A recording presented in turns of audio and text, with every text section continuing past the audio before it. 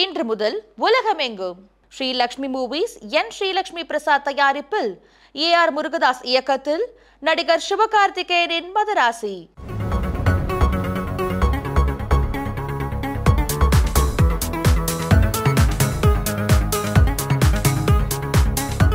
Touring talkies ரசிகர்களுக்கு வணக்கம். வாங்க லென்ஸ் நிகழ்ச்சிக்கு போகலாம்.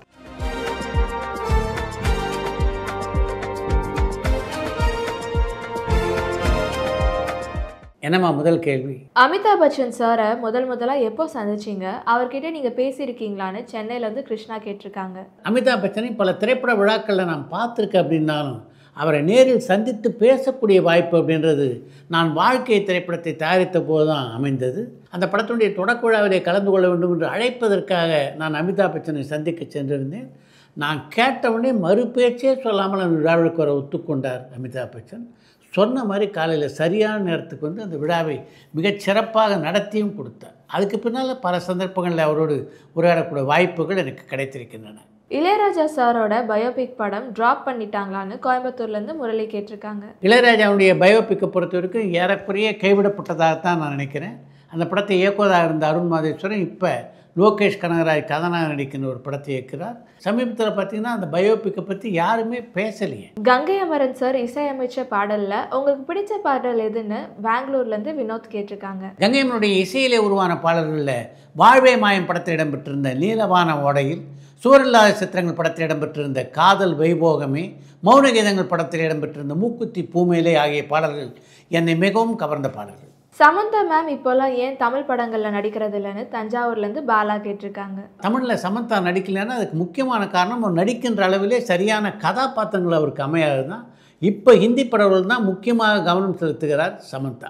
காந்தி கண்ணாடி படத்தில் கேபிஒய் பாலா சம்பளம் வாங்காமல் நடித்தாங்களான்னு சிதம்பரத்துலேருந்து அருண் கேட்டிருக்காங்க. காந்தி கண்ணாடி படத்திலே கதாநாயகனாக நடித்த கேபிஒய் பாலா அந்த படத்தில் நடிப்பிற்கு சம்பளம் வாங்கினாரா இல்லையா அப்படின்றத பற்றி இதுவரைக்கும் அதிகாரப்பூர்வமாக எந்த தகவலும் வெளியாகவில்லை. துப்பாக்கி 2 படத்தில் சிவகார்த்திகேயன் சார் நடிக்க வாய்ப்பு இருக்கான்னு சேலம்லேருந்து மனோஜ் கேட்டிருக்காங்க. துப்பாக்கி படத்தினுடைய 2ஆம் பாகத்திலே சிவகார்த்திகேயன் நடிப்பதற்கான வாய்ப்புகள் இல்லை.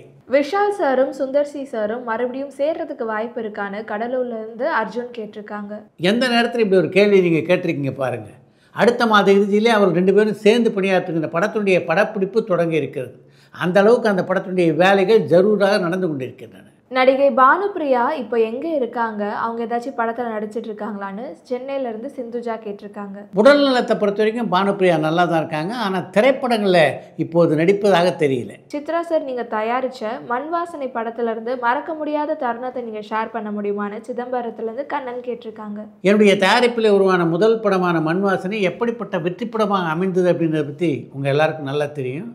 ஆனால் அந்த வெற்றிக்கு முன்னால் அந்த படத்துக்கு ஏற்பட்ட தடங்கள் இருக்க, அதை சொல்லி மாளாது என்று தான் சொல்ல வேண்டும். அத்தனை தடங்களை சந்தித்ததுக்கு பின்னால் தான் அப்படி ஒரு வெற்றி நான் சந்தித்தேன். அந்த படத்தினுடைய முதல் கட்ட படப்பிடிப்பு முடிந்ததுக்கப்புறம் அந்த படத்திலே கதாநாயகன் நடித்த ரேவதி, அந்த படத்தை இயக்கிய பாரதி ராஜா எல்லோரும் திருப்பரங்குன்றம் கோயிலுக்கு சென்றிருந்தோம். அர்ச்சனை முடிஞ்சோடனே முருகப்பெருமானுக்கு தீபாராதனை காட்டத் தொடங்கிய அந்த அர்ச்சகர் பாரதி ராஜாவும் ரேவதியும் பார்த்தபடியே அந்த தீபாராதனை தட்டை முருகருக்கு பக்கத்தில் எடுத்து செல்ல, முருகருக்கு அணிவிக்கப்பட்டிருந்த அந்த உடை இருக்க அது பற்றி எரிய தொடங்கிவிட்டது. முதல் படத்தினுடைய முதல் கட்ட படப்பிடிப்பை முடிச்சுட்டு அர்ச்சனை பண்ணுறதுக்காக முருகர் கோயிலுக்கு வந்திருக்கோம். அங்கே முருகருக்கு அணிவிக்கப்பட்டிருந்த உடை திடீர்னு எரியுதுன்னா என்னுடைய மனநிலை எப்படி இருந்திருக்கும் அப்படின்னு நினச்சி பாருங்கள்.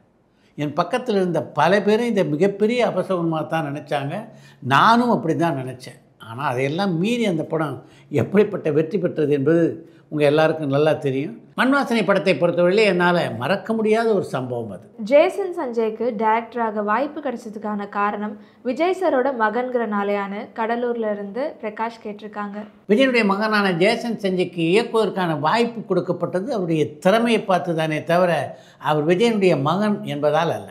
சாய் பல்லவி மேம் ஏன் தெலுங்கு படத்தில் மட்டுமே கவனம் செலுத்திட்டு இருக்காங்கன்னு சென்னையிலேருந்து கௌரி கேட்டிருக்காங்க. பணம் புகழ்வு எல்லாவற்றையும் தாண்டி தான் ஏற்று நடிக்கின்ற கதாபாத்திரங்கள் தனக்கு பேர் வாங்கி தருகின்ற கதாபாத்திரங்களாக இருக்கணும். அந்த பாத்திரங்களில் தான் நடிக்கும்போது தன்னுடைய திறமையை காட்ட வாய்ப்புகள் இருக்கணும் அப்படின்லாம் பார்க்குறவர் சாய் பல்லவி. அப்படிப்பட்ட கதாபாத்திரங்கள் சரியாக தமிழில் இப்போ அமையாதனால்தான் அவர் தெலுங்கு படத்தை நோக்கி திரும்பியிருக்கிறார். அப்படிப்பட்ட வாய்ப்பு அமையுமானால் எந்த நேரத்திலும் திரும்பவும் சாய் பல்லவி தமிழுக்கு வருவார். சித்ரா சார் உங்கள் சேனலில் டைரக்டர்ஸ் ரவுண்ட் டேபிள் இன்டர்வியூ எதிர்பார்க்கலாமான்னு திருச்சியில இருந்து அருணாச்சலம் கேட்டிருக்காங்க. டூரிங் டாக்கீஸ் சேனலில் டைரக்டர்ஸுடைய ரவுண்ட் டேபிளை நிச்சயமாக நீங்கள் எதிர்பார்க்கலாம். விஜயகாந்த் சாரோட மகன்களுக்கு எந்த ஒரு உதவியும் செய்யாம இருந்தவர் தான் விஜய் சார். இப்போ மட்டும் எங்க அண்ணன்னு சொல்றது சரியா? இதற்கான காரணம் என்னன்னு லண்டன்ல இருந்து ரூபன் கேட்டிருக்காங்க. பொதுவாக விஜய் மீது இப்படி ஒரு விமர்சனத்தை பலரும் வைக்கிறத நான் பார்க்குறேன். விஜயகாந்துடைய மகனை பொறுத்த வரைக்கும் விஜய்கிட்ட உதவி கேட்கின்ற நிலையில் அவர் இருக்கார். ஜெய்சங்கர் சார் உங்க மேல கோவப்பட்டு இருக்காங்களான்னு அரக்கோணத்துல இருந்து கௌசல்யா கேட்டிருக்காங்க. ஜெய்சங்கருக்கு எனக்கும் இடையே அப்படிப்பட்ட நிகழ்ச்சி எந்த காலத்திலும் நடந்ததில்லை. கார்த்திக் சார் நடிக்கிற வாவாத்தியார் படத்தை பத்தின எந்த ஒரு அப்டேட்டுமே இல்லையே, அந்த படம் எப்போ ரிலீஸ் ஆகும்னு வேலூர்ல இருந்து பாலு கேட்டிருக்காங்க. கார்த்தி நடிக்கின்ற வாவாத்தியார் படத்தை பற்றி எந்த அப்டேட்டும் வரலையே அப்படின்னு போன மாதம் நீங்கள் கேட்டிருந்தா கூட அதில் ஒரு நியாயம் இருந்திருக்கும். இப்போ தான் அந்த படத்தினுடைய தயாரிப்பாளர் டிசம்பர் மாதம் அந்த படம் வெளியாகும் அப்படின்னு அறிவிப்பு வெளியிட்டிருக்கிறார். அந்த நேரத்தில் பார்த்து இப்படி ஒரு கேள்வியை கேட்டிருக்கீங்களே. சூர்யா சாருக்கு ஹிந்தி படத்தில் நடிக்க வாய்ப்பு கிடைச்சிருக்கான்னு பெங்களூர்ல இருந்து கல்யாணி கேட்டிருக்காங்க. சூர்யா இப்போ புதிதாக எந்த ஹிந்தி படத்திலும் நடிப்பதாக தெரியல. லப்பர் பந்தோட டைரக்டர் இப்போ என்ன படம் பண்ணிட்டு இருக்காங்கன்னு சென்னையில இருந்து டேவிட் கேட்டிருக்காங்க. லப்பர் பந்து படத்தினுடைய இயக்குனரான தமிழரசன் பச்சமுத்து தன்னுடைய அடுத்த படத்திற்கான கதையை எழுதிக்கிட்டு இருக்காரு. கதையை எழுதி முடித்ததற்கு பின்னாலே தான் நடிகர்களுக்கான தேர்வை அவர் தொடங்குவார் அப்படின்னு நினைக்கிறேன். ஸ்ரீதேவி மேம் கூட நீங்க நடிச்சிருக்கீங்களான்னு தஞ்சாவூர்ல இருந்து ஜோசப் கேட்டிருக்காங்க. ஸ்ரீதேவியோடு எந்த படத்திலும் நடிக்கக்கூடிய வாய்ப்பு எனக்கு அமையல. மன்சூர் அலிகான் சாரை சாய் வித் சித்ரா நிகழ்ச்சியில் எதிர்பார்க்கலாமான்னு சென்னையில இருந்து பார்த்திபன் கேட்டிருக்காங்க. சாய் வித் சித்ரா அப்படின்றது எல்லா கலைஞர்களுக்குமான மேடை தான். அதில் எல்லா கலைஞர்களும் பங்கு பெற வேண்டும் அப்படின்னு தான் நான் நினைக்கிறேன். ஒவ்வொரு நடிகராக குறிப்பிட்டு இவரிடம் பெறுவாரா அவரிடம் பெறுவாரா அப்படின்னு கேள்வி கேட்காதீங்க அப்படின்னு இந்த நிகழ்ச்சியில் பலமுறை நான் உங்களுக்கு சொல்லியிருக்கேன். கொஞ்ச காலம் அந்த மாதிரி கேள்வி கேட்காம இருந்தீங்க. திரும்பவும் பார்த்தீங்கன்னா அது மாதிரி கேள்விகள் வர தொடங்கி விட்டன. சாய் வித் சித்ரா நிகழ்ச்சியை பொறுத்தவரையிலே எல்லா கலைஞர்களையும் அதிலே பங்கு பெற வேண்டும் என்பது தான் என்னுடைய ஆசை என்பதை மட்டும் உங்களுக்கு தெரிவித்துக் கொள்ள விரும்புகிறேன்.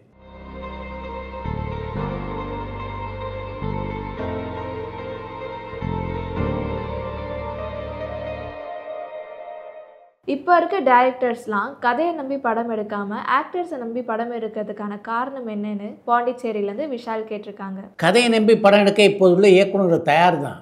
ஆனால் கதையை நம்பி படம் பார்க்க நீங்கள் வர தயாராக இருக்கீங்களா? அடுத்து இன்று ஒரு தகவல். எம்ஜிஆர் சிவாஜி ஆகிய இருவரும் இணைந்து நடித்த ஒரே ஒரு திரைப்படம்னா அது கூண்டுக்கிளி என்ற திரைப்படம் தான். அந்த படத்தை இயக்குகின்ற வாய்ப்பினை பெற்றவர் டி.ஆர். ராமண்ணா. அந்த படத்தை தொடர்ந்து எம்ஜிஆர் சிவாஜி ஆகிய இருவரும் நடித்த பல திரைப்படங்களை இயக்குகின்ற வாய்ப்பினை பெற்ற ராமண்ணா தயாரித்த திரைப்படம் தான் வீட்டுக்கு ஒரு பிள்ளை என்ற திரைப்படம். அந்த படத்தை இயக்கியவர் ராமண்ணாவுடைய பிரதான உதவியாளரான கனக சண்முகம்.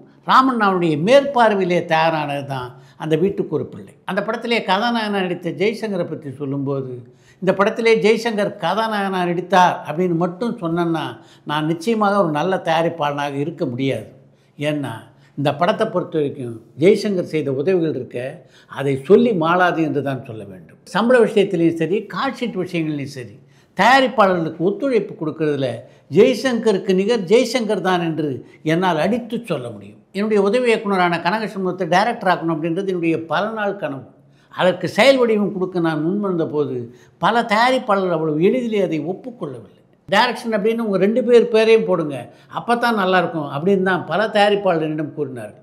ஆனால் அதை பற்றிலாம் யோசிக்காமல் ஜெய்சங்கர் கனக சண்முகத்துக்கு வாய்ப்பு தந்தார். அவர் மட்டும் வாய்ப்பு தரலன்னா என்னுடைய உதவியாளரான கனக சண்முகம் டைரக்டராக ஆகி இருக்கவே முடியாது என்று பக்கமாக ஜெய்சங்கரை பாராட்டி இருக்கிறார் இயக்குனர் டி.ஆர். ராமண்ணா.